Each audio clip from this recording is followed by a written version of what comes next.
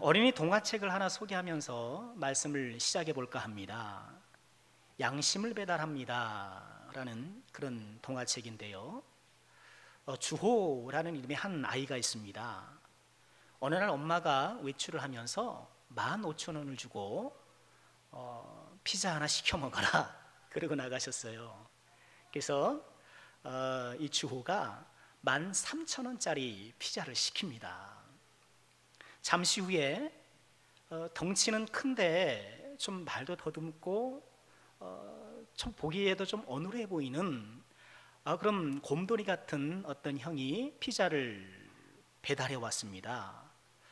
그런데 배달하면서 뒤가 좀 많이 마렸던 모양이에요. 그래서는 피자와 거스름돈을 황급하게 내어주고는 엘리베이터 타고 확 내려가는 거예요.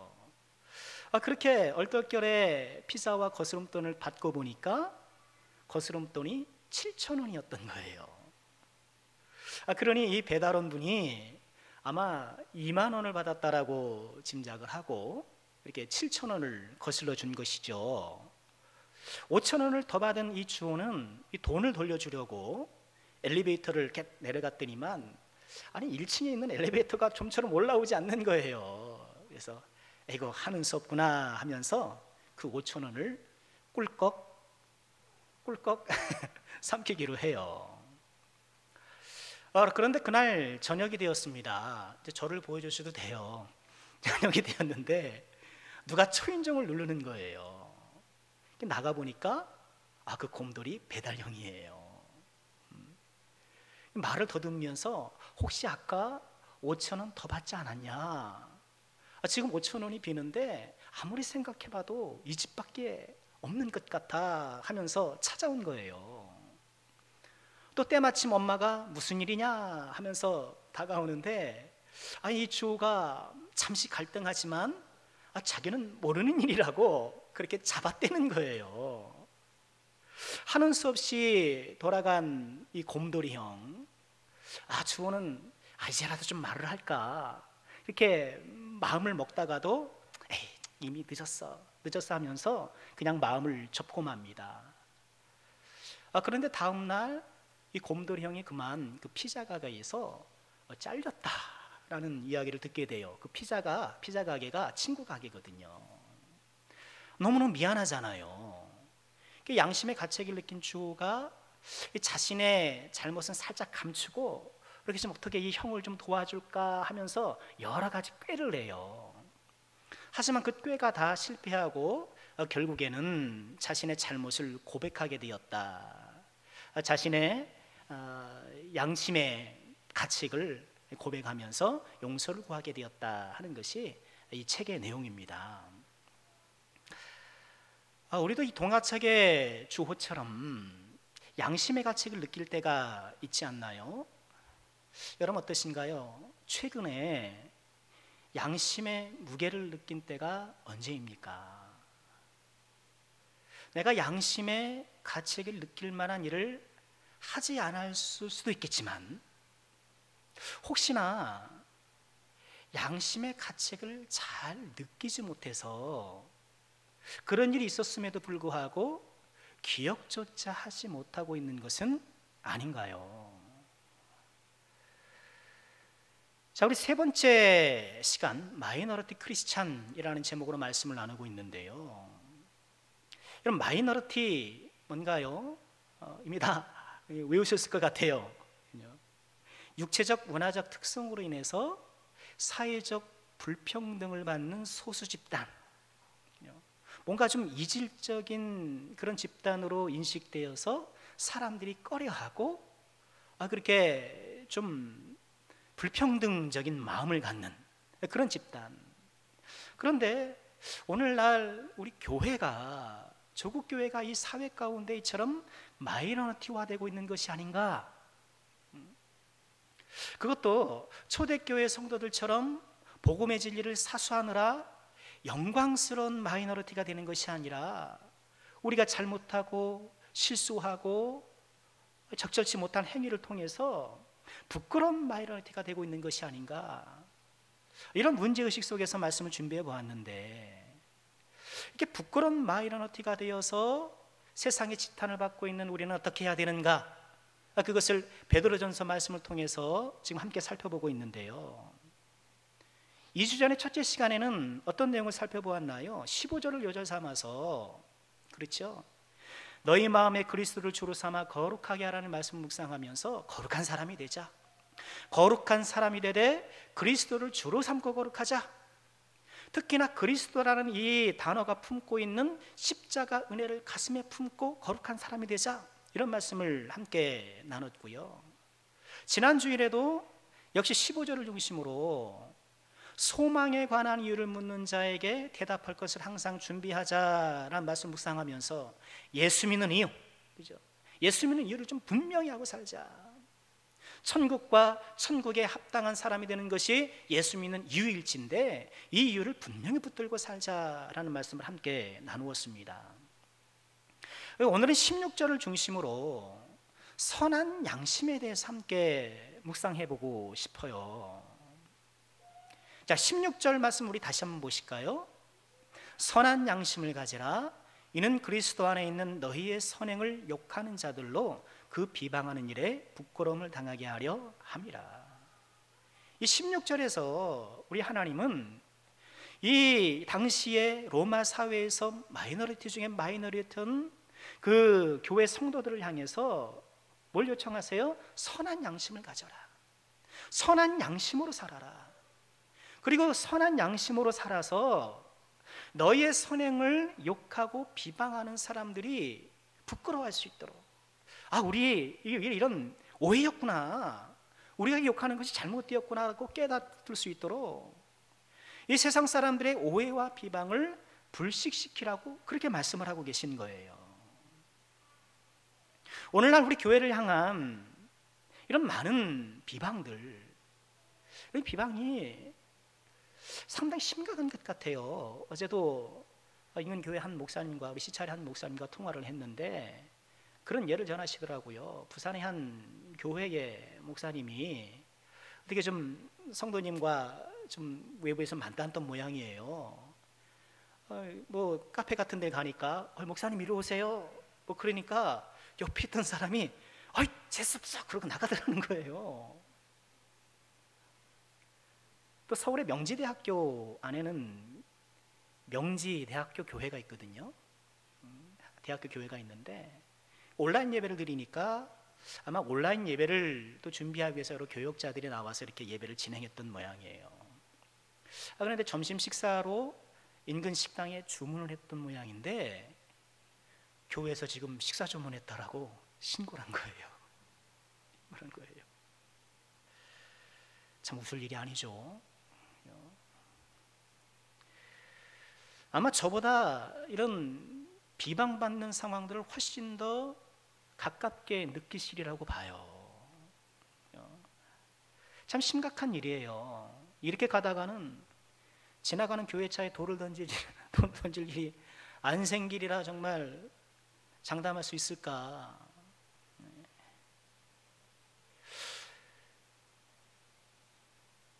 교회에 대한 잘못된 오해도 있고요. 그렇죠? 또 비방도 있고, 이런 외부의 오해와 비방 우리가 어떻게 불식시키는가, 어떻게 바로잡을까? 오늘 말씀은 선한 양심을 가지라고 우리에게 말씀하고 계신 거예요. 그러고 보면 왜 오늘날 교회가 마이너리티가 되고 있는가, 이지적 집단처럼 여겨서 지탄의 대상이 되고 있는가, 여러 원인이 있겠지만 양심대로 살지 못해서가 아닐까. 오늘 말씀의 진단은 그래요. 선한 양심을 품고 그 양심을 따라 살지 못했기 때문이라고 말씀해 주고 있는 거예요. 엄청난 업적을 쌓는 것보다 무슨 센터를 사고 협회를 세워서 무슨 도움의 기관들을 설립하고 필요할 수도 있겠지만 그런 가시적인 어떤 업적 위주의 그런 사회 섬김보다도 어쩌면 우리 한 사람 한 사람이 내가 살아가는 그곳에서 선한 양심에 따라 사는 것이야말로 오히려 우리가 더 그리스도의 덕을 드러낼 수 있는 효과적인 방법이 아니겠는가. 교회를 향한 오해와 비방을 점차 누그러뜨리는 그런 하나님의 선한 방법이 아닐까 생각해 보는 것이죠. 자, 그러면 그 양심이 뭐냐? 오늘은 양심이 무엇인가를 같이 한번 생각해 보고, 그 양심에 따라 살기 위해서 우리가 할 것은 무엇인가, 이렇게 한번 같이 생각해 보고 싶습니다. 자, 양심에 대해서 우리 국어사전은 이렇게 정의를 하고 있어요. 사물의 가치를 변별하고 자기의 행위에 대하여 옳고 그름과 선과 악의 판단을 내리는 도덕적 의식, 이렇게 정의해요. 양심이 뭔가? 옳고 그름과 선과 악을 판별하는 내 속의 의식이라는 거예요. 그러니까 사람이라면 일반적으로 갖고 있는 옳고 그름과 선악을 판단하는 의식, 이것이 양심이라는 거예요. 신약 성경이 말하는 양심도 비슷한 뜻을 갖고 있습니다. 헬라어의 양심은 쉰 에이데스라는 그런 단어인데요, 신약 성경 한 30번 정도 사용되었습니다.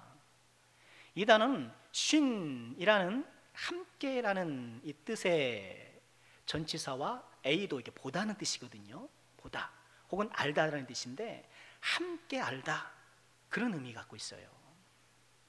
라틴어도 이런 의미를 그대로 받아서 함께라는 전치사 콘과 스키오라는 알다라는 동사가 합쳐서 콘시엔시아라고 이렇게 단어를 부르는데, 여기서 영어의 콘시엔스가 나온 것이죠. 그러니까 양심의 사전적인 의미는 그거예요. 옳고 그름과 선과 악에 대해 사람들이 함께 알고 있는 것, 함께 알고 있는 것, 그게 양심이라는 거예요. 양심은 함께 알고 있는 것, 공통으로 알고 있는 것. 그런데 누구와 함께 알고 있느냐, 여기에 따라서 세속적 의미의 양심과 성경적 의미의 양심이 나뉘어요. 그러니까 세속적 관점에서 양심은 사람들이면 누구나 갖고 있는, 사람들끼리 갖고 있는 공통의 인식이라고 생각하는 거예요. 사람들끼리 갖고 있는. 그래서 철학자들은 우리의 양심이 인간의 활동에 의해서 형성된다라고 봐요. 교육과 혹은 관습과 문화 등이 어우러져서 우리 안에 양심을 형성한다, 그렇게 봐요. 쇼펜하우러라는 이 철학자는 그런 말을 했어요.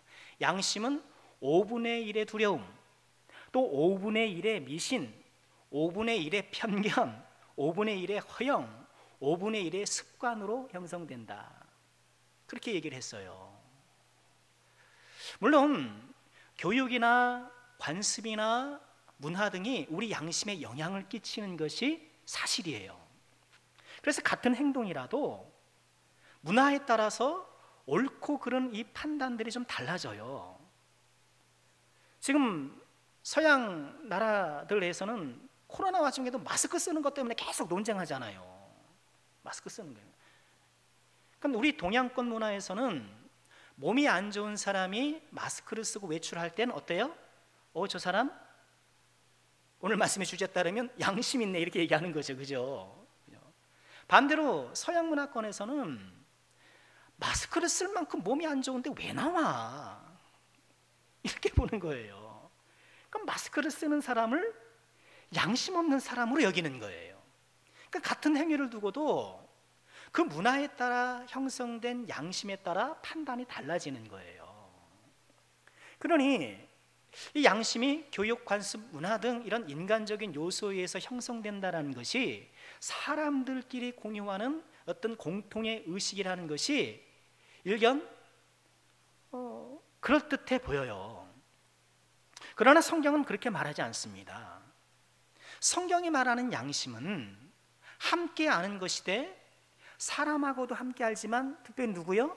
하나님과 함께 아는 것. 우리와 하나님이, 사람과 하나님이 공통으로 인식하고 있는 옳고 그름, 선과 악에 대한 판단을 양심이라고 보는 거예요. 그래서 세속적 관점에서 양심은 인간 활동의 결과지만, 기독교 안에서의 양심은 하나님께서 우리에게 주신 거예요. 당연하죠. 하나님께서 사람을 창조하시고 온 세상을 창조하셨잖아요. 그러니 당연히 우리의 양심도 하나님이 창조한 것이죠. 그러니까 인간의 어떤 요소들, 그렇죠? 교육이 됐든 관습이 됐든 문학이 됐든 인간적인 요소들이 양심에 영향을 끼치는 것은 사실이지만 양심 그 자체를 만드는 것은 누구세요? 하나님이시라는 거예요. 이 성경적 가점이에요. 그래서 사람이라면 누구나 예수님을 믿든 그렇지 않든 나이가 있든 어리든 어느 정도 의식 수준에 도착하게 되면 선과 악을 옳고 그름을 판단하는 능력이 생겨나요. 로마서는 이를 일컬어서 마음에 새긴 율법 그렇게 표현해요. 로마서 2장 14절 한번 보실까요? 율법 없는 이방인이 본성으로 율법의 일을 행할 때에는 이 사람은 율법이 없어도 자기가 자기에게 율법이 되나니. 그러니까 율법이 없는 이방인들이 부모를 공경하라는 그런 율법을 받은 일이 없는 이방인이 부모를 공경한단 말이죠. 그런 것은 그들 자기가 율법이 되어 15절 보실까요? 이런 이들은 그 양심이 증거가 되어 그 생각들이 서로 혹은 고발하며 혹은 변명하여 그 마음에 새긴 율법의 행위를 나타내니라. 양심이 마음에 새겨진 율법을 나타낸다는 거예요. 그러니까 양심이 뭐라는 거예요? 마음에 새겨진 율법. 하나님께서 하나님의 백성들에게는 글로 쓰여진 율법을 주셨지만 모든 사람들에게 마음에 쓰여진 율법이 있어서 이 마음에 쓰여진 율법, 즉 양심으로 옳고 그름을 판단할 수 있다라는 거예요. 그런데 문제가 있죠. 하나님께서 우리 사람들 마음속에 심어놓은 이 양심이 아담의 타락과 더불어서 타락했다는 거예요. 아담의 타락으로 사람이 타락하고 뿐만 아니라 온 창조 세계가 타락할 때에 이 양심도 예외가 아니었다는 거예요. 창조 세계의 타락상을 가장 적절하게 표현한 단어가 오염이라고 한번 말씀드렸어요. 창조 세계의 타락 양상이 어떠한가? 오염이에요. 오염. 우리의 양심도 오염이 되어서 하나님께서 본래 우리에게 심어주셨던 옳고 그름 선과 악을 판단하는 능력이 있기는 있으나 매우 약화되고 또는 변질되어서 그 기능을 올바로 행사하지 못하고 있다는 거예요. 이런 양심을 일컬어 성경은 악한 양심 그렇게 표현해요. 히브리서 10장 22절에 보면 이런 말씀을 하셔요.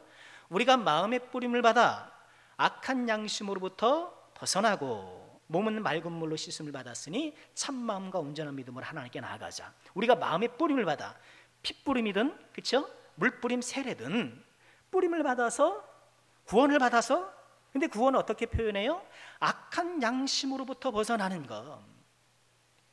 이처럼 본래에 하나님께서 심어주셨던 그 양심이 오염되어서 결국 악하게 된 그 양심이 벗어나는 것이 거기서부터 탈출하는 것이 구원이라고 말하고 있는 거예요.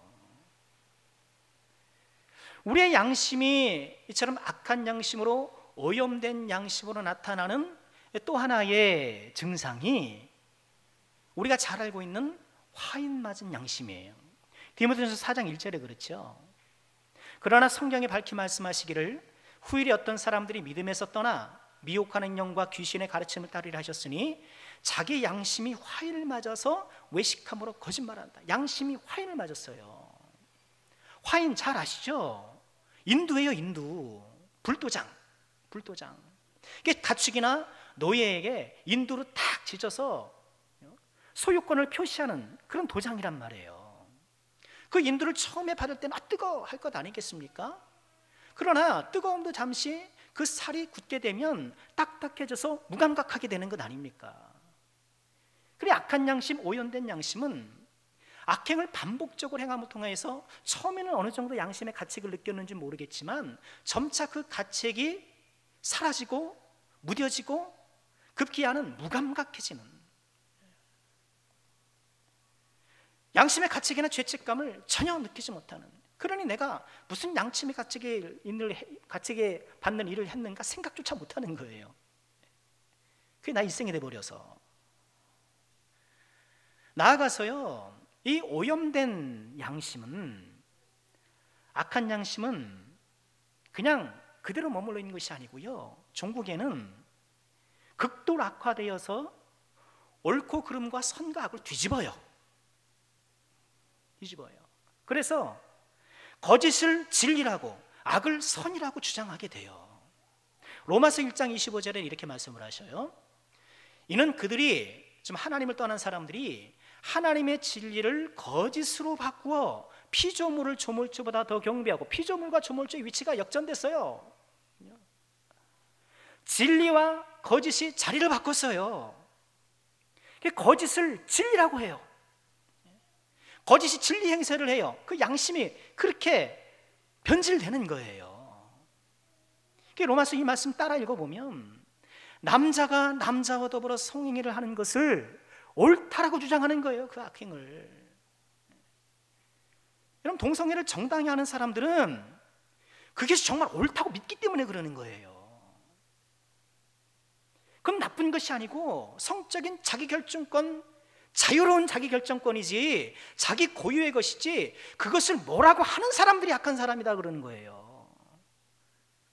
그걸 잘못됐다고 하는 사람들이 잘못이라는 거예요.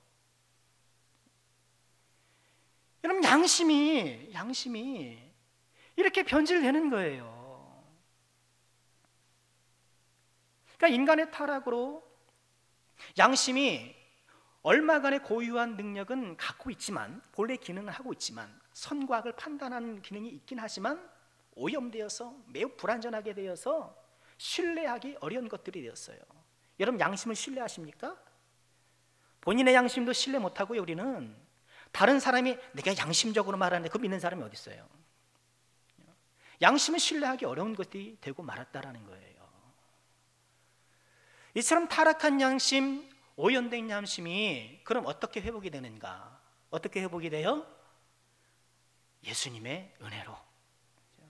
예수 안에 있을 때에, 우리가 예수님을 믿을 때에 이 양심 또한 회복이 되는 거예요. 양심이 본래의 기능과 역할을 되찾아가기 시작하는 거예요. 이런 양심을 성경은 선한 양심이라고 말해요. 베드로전서 3장 16절을 우리가 요조 삼는데 21절에도 이런 말씀이 있어요. 물은 예수 그리스도께서 부활하심으로 말미암아 이제 너희를 구원하는 편이 곧 세례라. 이는 육체의 더러운 것을 제하여 버림이 아니요, 이 세례라는 게 뭐 떼미는 게 아니다 그런 얘기인 거예요. 이 세례가 물속에 들어갔다 나오는데 그 목욕하는 거, 그거가 아니라는 거예요. 뭐라는 거예요? 하나님을 향한 선한 양심의 간군이라. 선한 양심이 하나님을 바라보는 것이다. 세례란, 구원이란 선한 양심이 그 방향을 틀어서 하나님을 향해 나아가는 것이다, 그렇게 얘기를 해요. 이 구절을 공동번역 성경은 다음과 같이 풀어 번역합니다. 그것은 오늘날 여러분에게 구원을 가져다 주시는 세례를 미리 보여준 것입니다. 세례는 몸에서 더러운 때를 벗기는 것이 아니라 깨끗한 양심으로 살겠다고 하나님께 서약을 하는 것이며 예수 그리스도의 부활로서 이루어지는 것입니다. 이렇게 풀어 번역을 해요. 세례가 뭐냐? 깨끗한 양심으로 살겠다라고 하나님께 서약한다라는 거예요. 본래 세례의식이 그러잖아요. 우리는 지금 물세례로 세례를 하고 또 그 의미와 효과는 전혀 다른 것이 아닙니다. 그러나 본래 성경에서 나오는 세례는 사람을 물에 푹 담갔다가 꺼내잖아요. 뭐예요? 죽었다가 사는 거예요. 예수 안에 죽었던 내가 다시 살아나는 것, 그것을 의식적으로 표현한 것이 이런 세례 방식이었단 말이죠. 우리가 세례를 받을 때 죽은 우리가 다시 살아나듯 우리 속에 있는 양심이 되살아나고 하나님을 향하여 발동하게 되고 제자리를 찾아가게 되는 거예요. 그렇기 때문에 예수 믿는 우리는 우리 안에 있는 이 양심이 선한 양심이 되도록 부지런히 경건히 훈련에 매진해야 되는 거예요. 우리가 예수님의 피로 거듭난 후에도 어때요? 우리가 더욱 성화를 통해서 이 거듭남을 확고해 나가는 것처럼 우리의 거듭난 양심도 더욱더 선한 양심이 되도록 단련해야 한다는 거예요. 시편 26편 2절 말씀에서는 양심을 단련해야 된다고 말해요. 보실까요? 여호와여 나를 살피시고 시험하사 내 뜻과 내 양심을 단련하소서. 선한 양심으로 내 양심을 단련하소서. 여러분, 양심은 본래 하나님이 주신 거예요. 그런데 인간의 타락과 더불어서 이 양심도 타락하고 오염되어서 제 기능을 상실했어요. 이제 예수를 믿는 우리가 예수 안에서 거듭났기 때문에 우리 안에 있는 양심도 거듭남의 소망 가운데 있게 되었는데, 우리가 성화를 향해 달려나가는 것처럼 우리 양심 또한 선한 양심이 되도록 달려나가야 되고 단련해야 한다는 거예요. 그럼 어떻게 우리는 선한 양심으로 단련할 수 있을까? 세 가지만 간단하게 적용해 볼게요. 첫 번째는요, 선한 양심을 단련하기 위해서는 세상과 거리두기를 해야 돼요. 거리두기. 여러분, 거리두기 잘하고 계셔요? 거리두기 잘하고 계세요? 앞서 말씀드린 대로 우리의 양심 자체는 하나님께서 만든 것이지만, 인간의 교육과 관습과 문화, 이런 인간적인 환경이 양심에 영향을 끼치는 것은 사실이에요. 그것은 우리가 예수 안에서 거듭나도 마찬가지예요. 그렇잖아요? 여러분, 우리가 예수 안에서 거듭났지만 여전히 이 세상의 죄악의 영향을 받을 수밖에 없잖아요. 그 속에서 우리는 사는 것처럼 우리의 양심 또한 죄악된 세상의 영향을 받게 돼요. 그렇기 때문에 우리의 양심이 선한 양심이 되도록 단련하려면 세상과의 적절한 거리두기가 꼭 필요한 거예요. 세상과의 거리두기를 실패해서 양심에 심각한 타격을 입은 사람이 누굴까요? 구약 성경에 보면 아브라함의 조카 롯이 그랬단 말이죠. 아브라함과 함께 이제 살다가 분가하기로 하잖아요. 분가하면서 아브라함이 먼저 땅을 선택하라고 하니까 기름진 동편을 바라보았습니다. 근데 그 동편은 어디에 가까워요? 소돔과 고모라에 가까웠단 말이죠. 그쪽으로 가는 거예요. 소돔과 고모라에 가까이 간 것으로 그치지 않고 결국 소돔과 고모라 안으로 들어가서 살아요. 그럼 롯이 어떻습니까? 모든 것을 잃게 되고 아주 비참한 나락으로 떨어지지 않았습니까? 베드로후서 2장 8절은 롯에 대해서 이렇게 평가해요. 이는 이 의인이, 롯이에요, 그들 소돔과 고모라 중에 거하여 날마다 저 불법한 행실을 보고 들으므로 그 의로운 심령이 상하였다. 날마다 불법한 행실을 보고 접하다 보니까 그 의로운 심령, 여기서 심령을 양심으로 바꿔도 뜻이 조금 더 달라지지 않아요. 그 의로운 양심이 상하더라. 양심이 상하더라. 예수를 믿으면서 우리의 환경을 적절하게 통제하지 못하면 우리가 양심에 큰 타격을 입기 쉽고요, 영적으로 큰 손해를 보기 쉬워요. 롯이 처음엔 불편했을 것 아닙니까? 남자가 남자가 팔짱 끼고 가는 걸 보고 처음에는 길쩍어 있을 거 아닙니까? 어이구, 이런 동네가 다 있어, 그럴 것 아닙니까? 근데 그런 걸 보고 날마다 불법한 행실을 보게 되니까 무감각해지는 거예요. 잘못인지 모르는 거예요. 또 이유가 있죠. 사랑하는데 하면서 갖가지 이유를 들어댔겠죠. 결국 그 양심이 무뎌지는 거예요. 고린도전서 10장 23절 말씀 우리는 좀 마음에 담아둬야 돼요. 모든 것이 가하나 모든 것이 유익한 것이 아니요, 모든 것이 가하나 모든 것이 덕을 세우는 것이 아니다. 우리는 예수 안에서 이전처럼 우리는 음식법이 따로 있는 것도 아니고, 그렇죠? 예수 안에 어떤 율법적 제약들이 다 사라진 것이 사실이잖아요. 그러니 우리는 뭘 먹는데 이런 거에 대한 그런 율법적 규례는, 율법적 그런 그 억압들은 다 사라졌단 말이죠. 그러나 그리스도 안에서 자유가 있어 모든 것이 가하다고 다 유익한 건 아니라는 거예요. 다 가하다고 해서 그것이 덕을 세우는, 나를 세워주는 것이 결코 아니라는 거예요. 그러니 어떤 것이 유익하고 어떤 것이 덕을 세우는지, 어떤 것이 유익하지 않으며 나를 무너뜨리는지를 면밀히 판단하고 살펴서 취사 선택해야 된다는 거예요. 지혜가 필요하고요, 거절하는 용기가 필요하고, 뉴스를 보니까 코로나 사태 가운데 그런 사례가 나오더라고요. 또 반문 판매하는 분들의 모임에 어떤 분이 갔었나 보죠. 그래서 아마 마스크를 쓰고 이렇게 하다가 이제 그게 1부 순서, 2부 순서 다과회를 했던 모양이죠. 다과를 했는데 이 분은 그냥 마스크를 쓴 채로 아유 난 안 먹겠습니다 하고 물러났다는 것 아닙니까? 근데 거기 있는 사람들 다 확진되고 그 사람만 확진이 안 됐다라는 거 아니에요. 우리에게 좋은 사례가 되지 않습니까?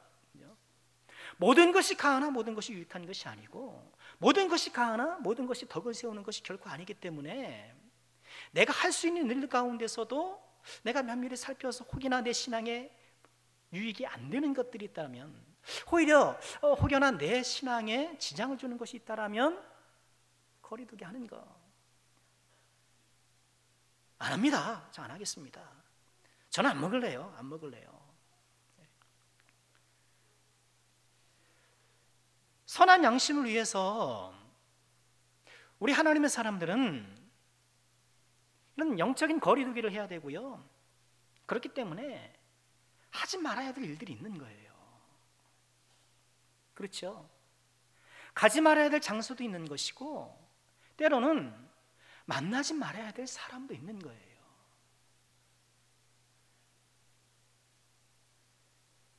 사회적 거리두기를 무시하고 막 무분별하게 접촉하니까 막 확진 걸리는 건 아닙니까? 그죠? 영적 거리두기를 외면하고 세상과 무분별하게 접촉할 때에 우리 양심에 큰 화를 입을 수 있다는 것을 기억하시고요, 영적인 거리두기를, 여러분의 거리두기는 몇 단계입니까? 몇 단계입니까? 우리의 양심을 선한 양심으로 단련하기 위해서 우리가 해야 될 두 번째 일은요, 양심에 순종하는 거예요. 양심에 순종하는 것. 양심에 순종하라는 이 말씀 가운데 우리가 꼭 기억해야 될 것이 있습니다. 그것은 양심에 순종하는 것이 하나님께 순종하는 거라는 거예요. 시편 16편 7절 말씀 보실까요? 나를 훈계하신 여호와를 송축할지라 밤마다 내 양심이 나를 교문하도다. 이 7절 말씀 보면 나를 훈계하신 여호와, 근데 그 훈계가 어떻게 나한테 다가와요? 내 양심이 나를 교훈하도다. 그럼 하나님의 훈계와 양심을 동일시하고 있어요. 이어지는 8절에 보면 내가 여호와를 항상 내 앞에 모심이여 그가 나의 오른쪽에 계심으로 내가 흔들리지 아니하리라. 여호와를 항상 내 앞에 모시는 방법이 뭐예요? 앞에 7절이잖아요. 양심의 교훈을 따르는 것. 이 하나님을 내 앞에 모시는 방법이라는 거예요. 사실 구약에는 양심이라는 단어가 따로 없어요. 양심이라는 단어로 이렇게 검색을 해보면 주로 신약에 많이 있고 구약에는 몇 구절 없어요. 그러니까 구약의 양심으로, 우리 성경으로 양심으로 번역된 그 단어는 사실 마음이에요. 마음. 그리고 시편 16편 7절 우리가 인용했는데, 내 양심, 여기서 사용된 양심은 신장을 얘기를 해요. 그러니까 히브리인들은 우리 마음, 영혼이 어디에 있는가? 사람의 장기 안에 있다고 생각했거든요. 우리도 그러잖아요. 가슴이 아파. 그러잖아요. 가슴이 아파. 그런 것처럼 이 신장이 우리의 마음을, 히브리적 관점에서 보면 마음을 은유하는 거거든요. 그러니까 구약 성경은 마음이나 양심을 사실 구분하지 않아요. 그렇죠. 마음과 양심이 구분됩니까? 그렇지 않죠. 그러나 신약 성경에서는 마음의 기능을 보다 구체화해서 양심이라는 이름 붙여준 거예요. 본래 마음이나 양심은 한 가지인 것이죠. 여호와의 훈계와 양심의 교훈을 이 시편 16장 7절에서는 동일한 것으로 간주하고 있다는 거예요. 그래 내가 양심에 따르는 것은 양심의 음성에 귀를 기울이는 것은 하나님을 따르고 하나님께 귀를 기울이라는 거예요. 여러분, 이것은 정말 중요해요. 그럼 하나님께서는 무엇으로 우리에게 말씀하십니까? 양심으로 말씀하신다는 거예요. 내 양심을 통해서 하나님께서 말씀하시는 거예요. 이것이 왜 중요한가? 여러분 생각해 보십시오. 우리가 성경을 하나님의 말씀으로 받고 있지만 성경이 우리가 살아가는 모든 경우에 대해서 지침을 주는 건 아니잖아요. 성경이 언급하지 않는 부분도 많이 있단 말이에요. 여러분, 담배가 성경에 나옵니까? 아니면 마약이 성경에 나옵니까? 그렇죠? 예를 들면 안 나온단 말이죠. 그러나 우리가 그런 것들을 금하는 이유가 뭐예요? 우리 양심이 소리를 하니까 그러는 거예요. 살다 보면 모호한 것들이 많잖아요. 투기와 투자의 경계선이 모호하잖아요. 어디까지가 투자고 어디까지가 투기인가? 그럼 성경을 아무리 봐도 몰라요. 어디까지가 투기고 어디까지가 투자인지 성경이 거기에서 일일이 지침을 얘기해 주질 않아요. 근데 누가 얘기를 해줘요? 양심 얘기해 주는 거예요. 양심 얘기해 주는 거예요. 그 양심에 순종해야 돼요. 그리고 양심에 순종하는 이 전제는 우리 양심이 계속 단련하는 과정이 있어야 된다는 거예요. 왜냐하면 우리 양심은 이 땅에서 거듭난 양심이긴 하지만 여전히 불완전하기 때문에 이게 함께 가야 돼요. 양심이 계속 단련되는 것, 말씀으로 단련되는 것과 더불어서 양심에 순종하는 것이 함께 가야 돼요. 그래서 때때로 우리 양심이 조정되죠. 옛날에는 그랬잖아요. 예수를 믿어도 남녀가 같이 앉는 것은 양심적으로 허락이 안 됐던 건 아닙니까? 그러니까 주 안에 이게 뭐죠? 커튼 치고 예배 드렸던 거 아닙니까?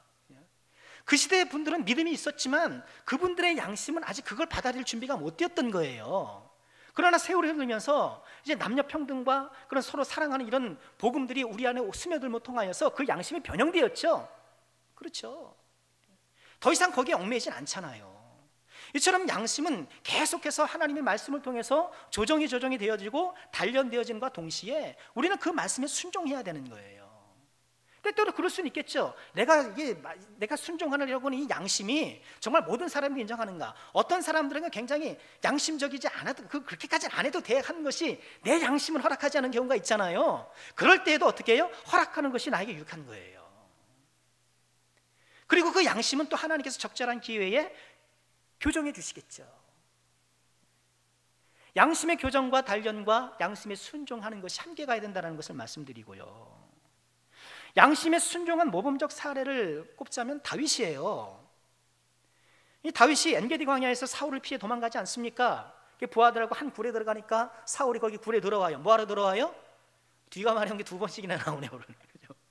뒤가 마려워서 이 굴에 들어온 거예요. 그러니까 안에서 딱 지키고 있다가 부하들이 그러잖아요.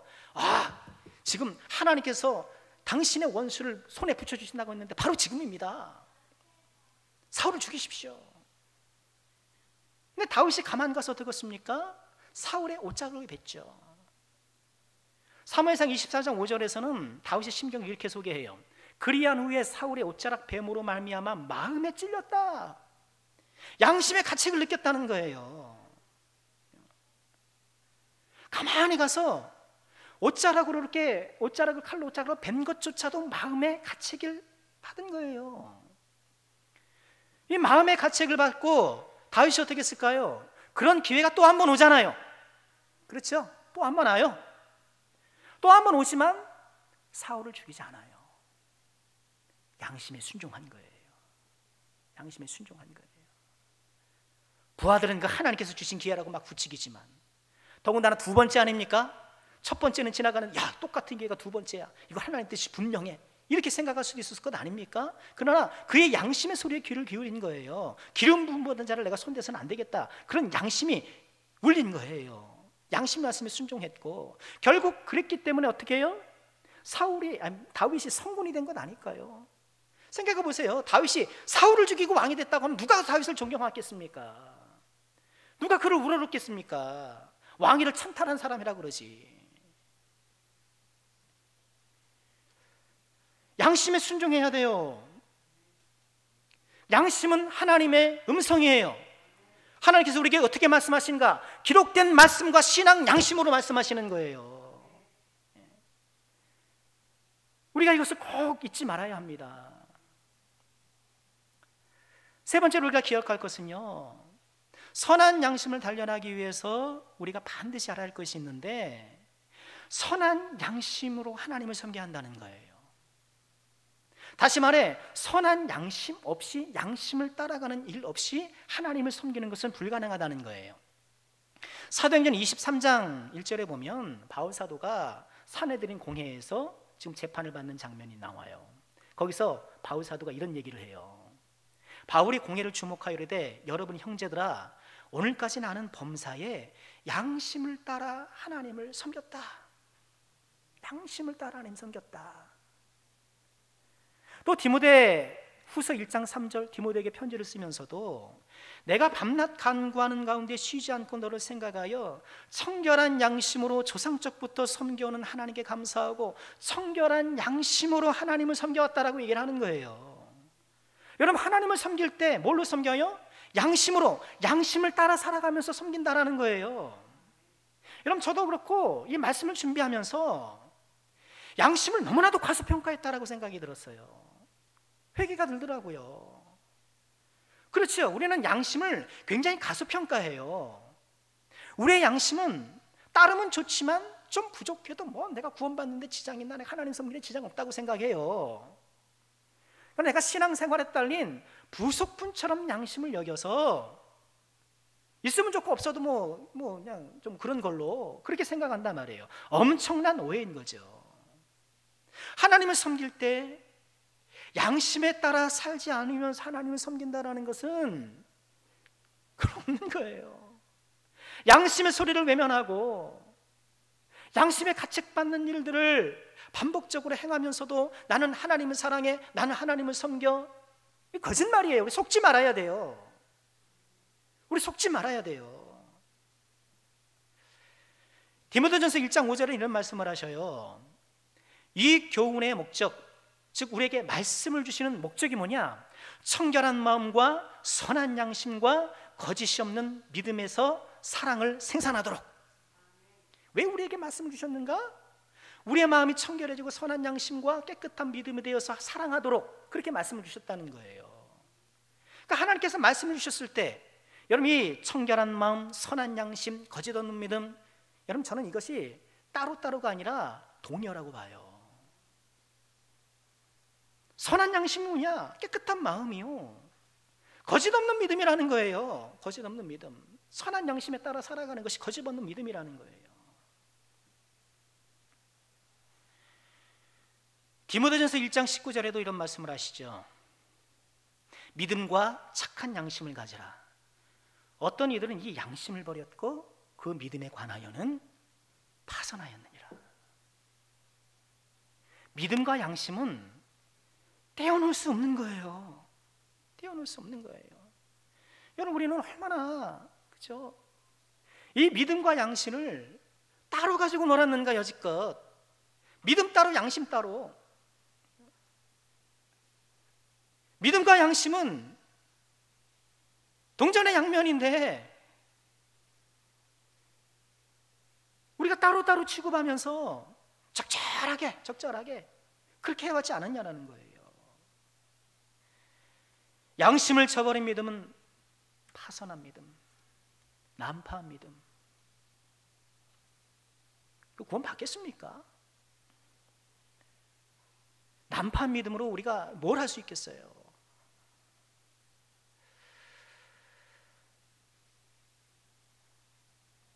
말씀을 정리해 보려고 합니다. 오늘날 우리 교회가 이 사회에 힘이 되지 못하고 짐이 되고, 교회가 좀 세상 걱정해야 되는데 세상이 교회 걱정을 하고 있잖아요. 교회 저 어떡하냐, 저 교인들 저 어떡하냐면 세상이 교회 걱정해 주고 있잖아요. 이런 비극적 상황에 여러 이유 가운데 하나는 양심 단련을 외면하고 선한 양심을 따라 살지 않았던 비양심적 삶 때문이 아니었겠는가. 성경은 우리에게 그렇게 진단해 주고 있는 거예요. 생각해 보세요.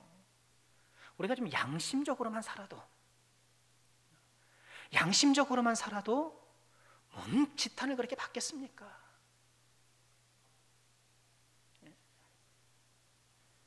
우리가 양심적으로 살아도 선한 양심만 우리가 잘 단련하고 그 양심에 따라 살아가면 뭘 그렇게 욕을 먹겠어요? 무슨 비방을 그렇게 받겠어요? 그러고도 비방을 받으면 그건 의를 위해 핍박받는 것이죠.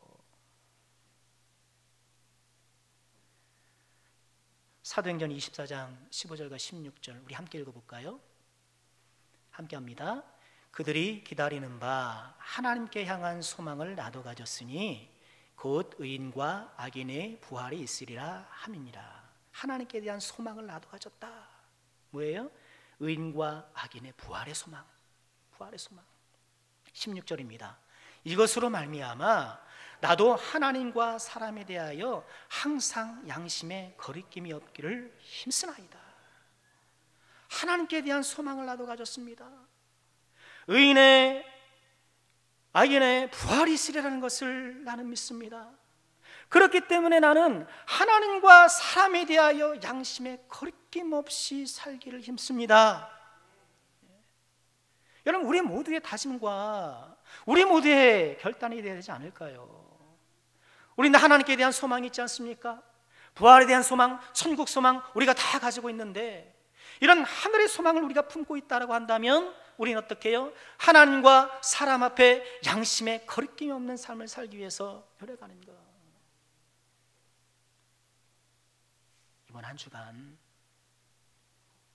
양심에 거리낌이 없기를 힘쓰는 우리가 되었으면 좋겠습니다.